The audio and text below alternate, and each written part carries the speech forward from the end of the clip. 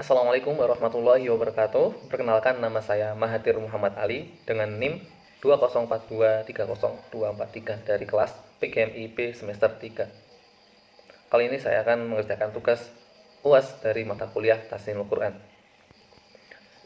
A'udzu billahi minasyaitonir rajim. Bismillahirrahmanirrahim.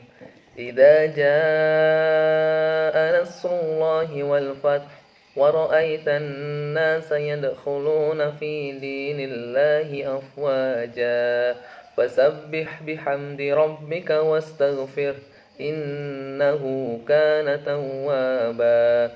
Bismillahirrahmanirrahim. Tabbat yada abi lahabin wa tab. Ma aghna anhu maluhu wa ma kasab. Sayasla naran dhata lahab. Wa imra'atuhu hammalatal hatab. Fi jidha hablum min masad. Bismillahirrahmanirrahim. Qul huwallahu ahad. Allahus samad. Lam yalid wa lam yulad wa lam yakul lahu kufuwan ahad. Bismillahirrahmanirrahim. Qul a'udzu birabbil falaq min syarri ma khalaq wa min syarri ghasikin idza waqab wa min syarrin naffatsati fil 'uqad wa min syarri hasidin idza hasad.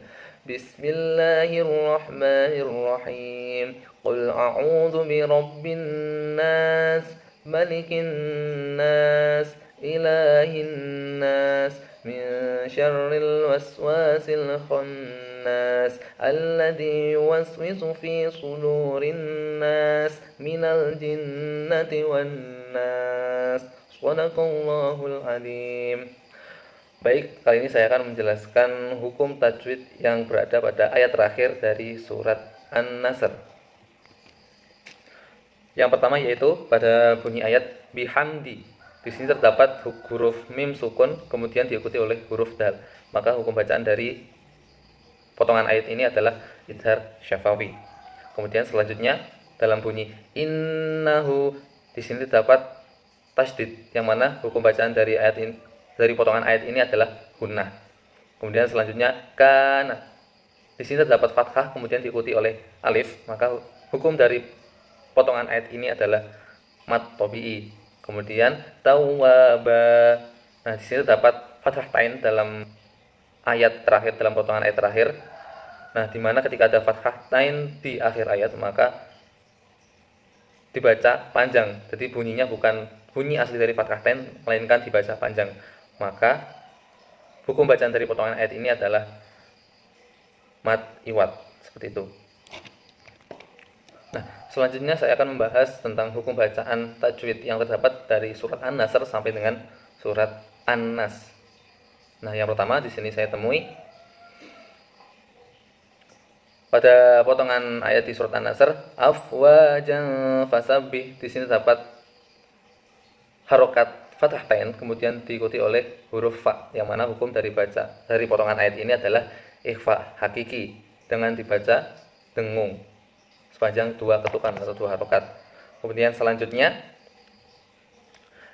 dalam potongan ayat yang berbunyi sayasla naran dzata lahab, di sini dapat harokat fathah tain kemudian diikuti oleh huruf da.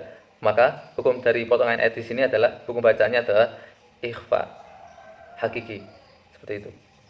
Kemudian dilanjut lagi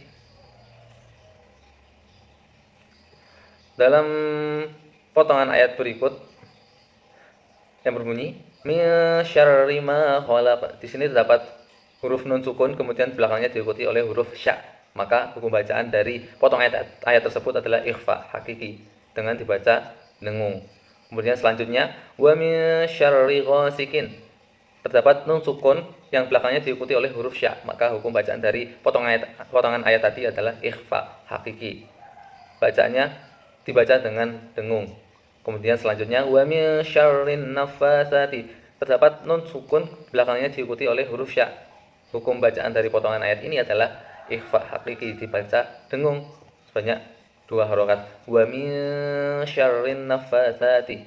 Kemudian selanjutnya di ayat selanjutnya wa min syarri hasidin. Di sini terdapat huruf nun sukun kemudian belakangnya diikuti oleh huruf sya, maka hukum bacaan dari potongan ayat ini adalah ikhfa hakiki. Bacaannya dibaca dengan dengung. Selanjutnya pada surat An-Nas min syarril waswasi. Di sini terdapat huruf nun sukun kemudian di belakangnya diikuti oleh huruf sya, maka hukum bacaan dari potongan ayat ini adalah ikhfa hakiki. Dengan cara membacanya adalah dengan dengung. Kemudian selanjutnya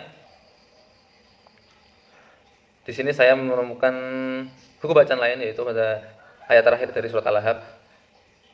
Fi jidha hablum mim masad. Di sini terdapat nun sukun, kemudian belakangnya ada huruf mim. Nah, di sini hukum bacaannya adalah iqlab dengan dibaca dengung dengan bunyi mim sebanyak 2 harokat. Kemudian pada potongan ayat lain saya menemukan hukum bacaan lain. Di sini terdapat bunyi potongan hasidin idza hasad. Di sini terdapat kasroh tain kemudian belakangnya diikuti oleh huruf alif. Maka hukum bacanya adalah idhar.